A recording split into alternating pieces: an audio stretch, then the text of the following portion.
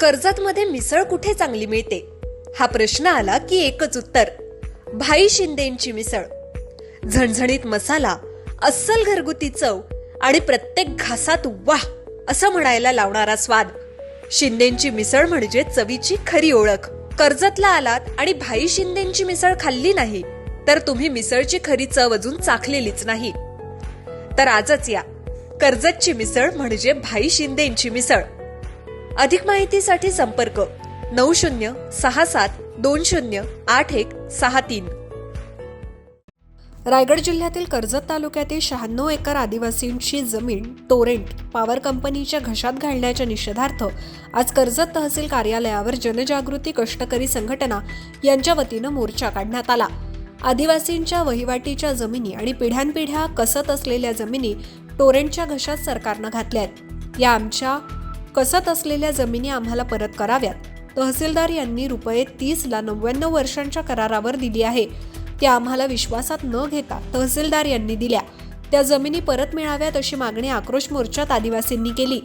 या मोर्चाला संभाजी ब्रिगेड आणि कर्जत बचाव समितीनं पाठिंबा दिला. मोठ्या संख्येनं आदिवासी या मोर्चात सहभागी झाले होते. जमिनी 96 एकर जागा आमची आहे.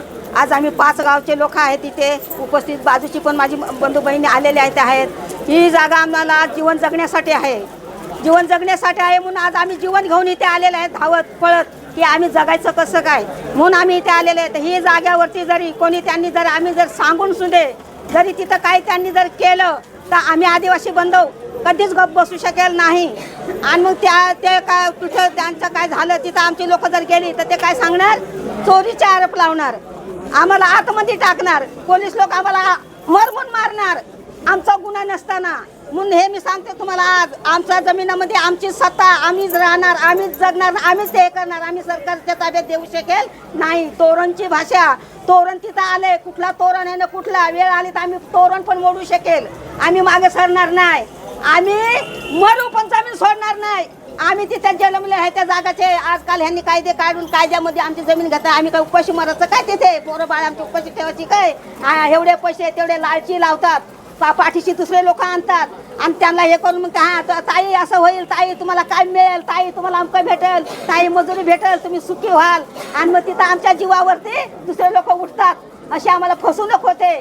आम्ही अनपट असताना आम्हाला काय तिथे समजत नाही. आमचे आडवडील होते ते पण अनपटच होते, आजे पण जे अनपटच होते. कसायचे खायचे, काळी घोंगडीची खोळी होती त्यांच्या डोक्यात, काळी घोंगडी घालायची आणि शेतीमध्ये काम करायचं. आणि ती जागा जर आज गेली असेल तर आमच्या आदिवासीच्या जीवाला काय वाटत असेल?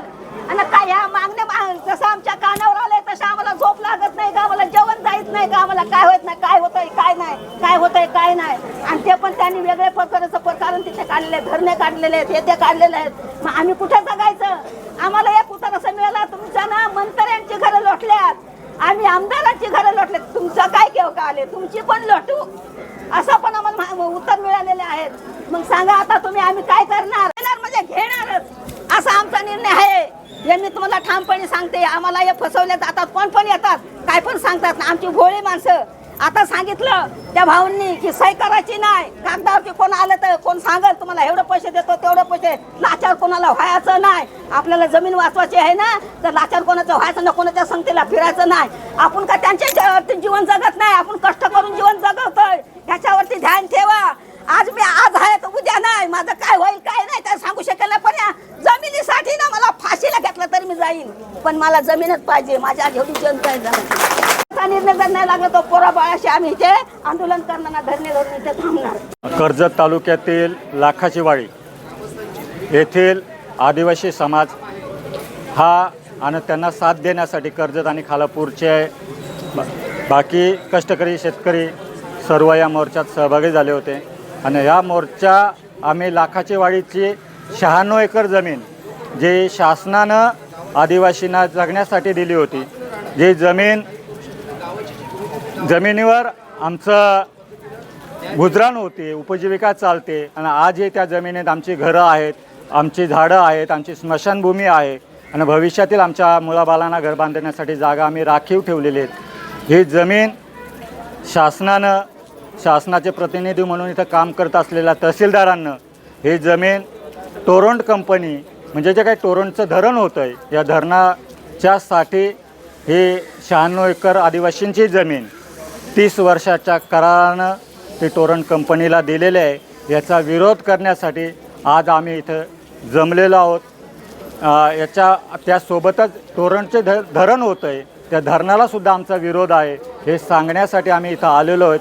आणि या मोर्चाचं निवेदन आम्ही येथील प्रांत अधिकाऱ्यांना द्यायला आलो होतो, पण प्रांत अधिकारी इथे जागेवर नसल्यामुळे त्यांचे सहकारी नायब तहसीलदार यांना आज आम्ही या मोर्चाचं निवेदन सादर केलेलं आहे.